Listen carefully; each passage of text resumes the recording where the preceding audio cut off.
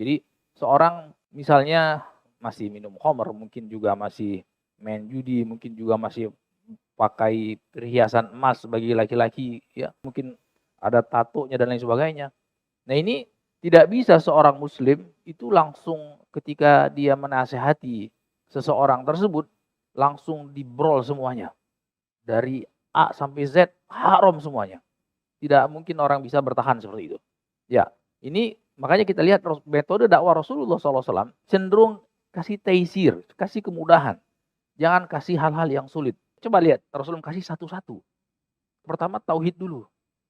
Tauhid itu memurnikan ibadah hanya untuk Allah, dan bahwasanya beribadah harus dengan tuntunan Rasulullah SAW. Kalau dua pondasi ini itu tidak betul sampai, ya percuma yang lainnya kan. Kalau tauhid tidak sampai kepada yang didakwahin, percuma sholatnya, zakatnya, puasanya, hajinya, kemudian dia meninggalkan perkara-perkara yang haram dan sebagainya, tidak ada manfaatnya. Dia tidak ada manfaat sampai betul-betul mereka memahami hakikat syahadatain. Bahwasanya kita bersaksi tidak ada yang berhak disembah dengan benar kecuali hanya Allah, tidak ada yang boleh diibadahi kecuali Allah, dan bahwasanya ibadah harus sesuai dengan tuntunan Rasulullah Shallallahu Alaihi Wasallam. Nah, baru setelah itu kasih tahu. Itu hal yang prinsip. Ya, buat apa dia mengenal satu perkara, dua perkara, tiga atau sunnah, ternyata perkara-perkara prinsipnya dia tidak pahami sama sekali. Seperti itu. Qala Imam Bukhari rahimahullah taala, qala haddatsana Muhammad bin Bashar, Bundar. Qala haddatsana Yahya bin Sa'id Al-Qattan. Qala haddatsana Syu'bah bin Al-Hajjaj Abu Ustam, Amir Mu'minin fil Hadis. Qala haddatsani Abu Tayyah an Anas bin Malik radhiyallahu taala anhu anin Nabi sallallahu alaihi wasallam qala yassiru wa la tu'assiru wa basyiru wa la tunaffiru. Rasulullah SAW berpesan dalam sebuah hadis, yassiru wa la tu'assiru. Berikanlah hal-hal yang mudah, jangan mempersulit. Jangan mempersulit. Artinya dalam banyak hal Rasulullah SAW berpesan agar terutama bagi orang-orang yang baru masuk ke dalam Islam, para sahabat Rasulullah SAW itu kan berlevel-level atau bertingkat-tingkat.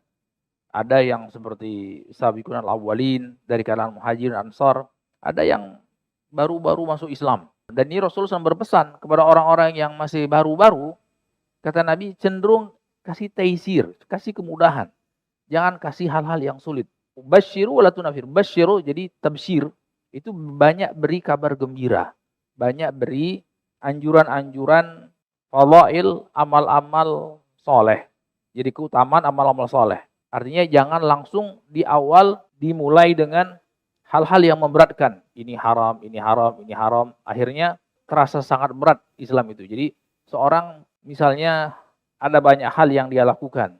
Mungkin dia masih minum khamr, mungkin juga masih main judi, mungkin juga masih pakai perhiasan emas bagi laki-laki, ya, dan seterusnya. Masih banyak hal yang dia lakukan. Mungkin ada tatonya dan lain sebagainya. Nah ini tidak bisa seorang muslim itu langsung ketika dia menasehati seseorang tersebut langsung dibrol semuanya. Dari A sampai Z, haram semuanya. Tidak mungkin orang bisa bertahan seperti itu. Ya, ini makanya kita lihat metode dakwah Rasulullah SAW ketika memerintahkan sahabat diantaranya Mu'ad bin Jabal radhiyallahu taala anhu ke negeri Yaman. Rasulullah SAW berpesan, ya Mu'ad, innaka sata'ti qauman al-kitab falyakun awwala ma tad'uhum ila syahadati la ilaha illallah, ya, wa in ma ta'ala kalidzalik fa akhbirhum bi Allah subhanahu wa ta'ala iftarada alaihim salawat min yaumin wa lailah, wa in ma ta'ala kalidzalik fa akhbirhum bi Allah subhanahu wa ta'ala iftarada alaihim sadaqah tu'khad min aghniyaihim faturaddu ila fuqaraihim. Wahai Mu'ad, engkau akan mendatangi kaum al-kitab, maka falyakun awwala ma tad'um ilaihi. Ya, coba lihat di sini.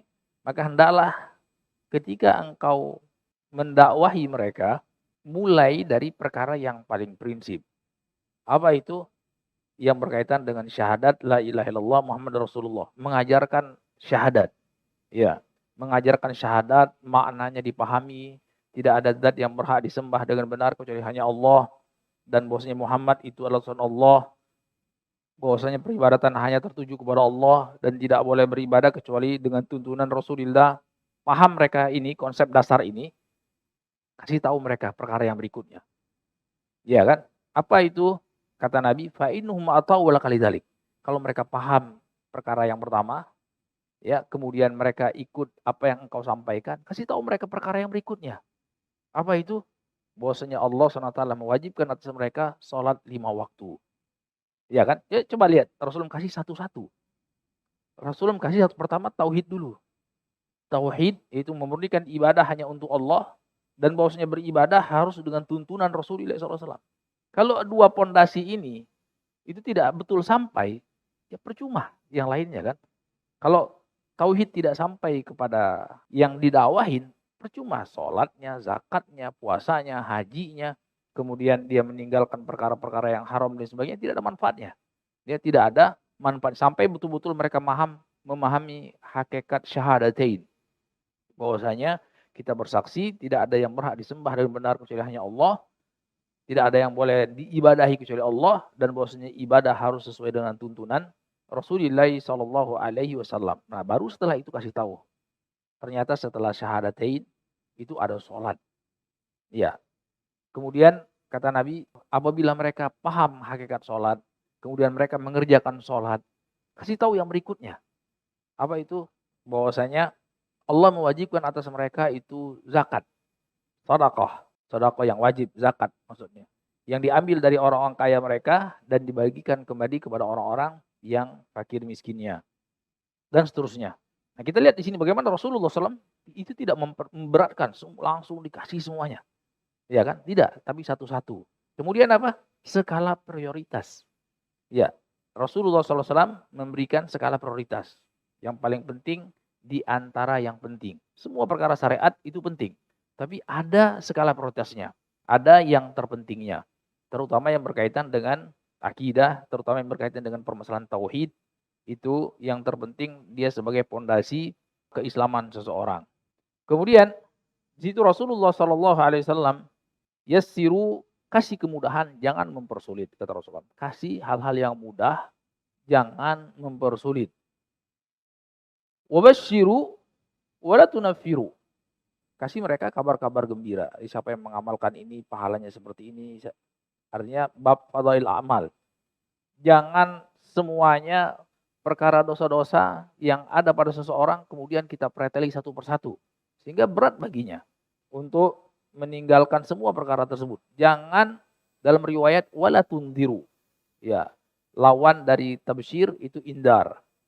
Jangan kalian, dalam hadis, dalam riwayat ini wala tunafiru, jangan membuat orang lari daripada Islam. Dalam riwayat yang lain, jangan kalian cuman memberikan kabar yang menakutkan dan menyeramkan saja.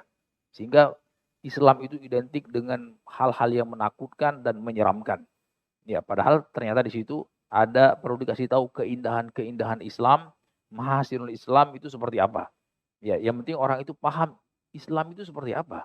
Keindahan Islam itu seperti apa. Sehingga tidak perlu ditakut-takuti dengan berbagai macam wa'id, ancaman-ancaman syariat. Ya, sehingga seorang itu akan merasakan betapa nikmatnya keimanan. Betapa manisnya beribadah kepada Allah Subhanahu wa taala. Dikasih tahu dulu pondasinya. Dikasih tahu pondasinya, dikasih tahu pokok-pokoknya, sehingga seorang itu mencintai Islam secara utuh. Ya, lebih dia cintai dibandingkan apapun juga yang dia miliki daripada perkara di dunia ini. Nah, itu bagaimana caranya? Dikenalkan mahasin Islam, dikenalkan tauhid. Kenapa kita harus bertauhid? Ya, kenapa kita harus mengikuti sunnah Rasulullah SAW? Kenapa kita harus beribadah kepada Allah Subhanahu Wa Taala? Kenapa kita tidak boleh beribadah kepada Allah Subhanahu Wa Taala? Kenapa tatkala kita beribadah kepada Allah Subhanahu Wa Taala harus dengan tuntunan Rasulullah SAW? Tidak boleh mengada-ngada dalam perkara agama. Itu hal yang prinsip. Ya, buat apa dia mengenal satu perkara, dua perkara, tiga atau sunnah, ternyata perkara-perkara prinsipnya dia tidak pahami sama sekali. Seperti itu.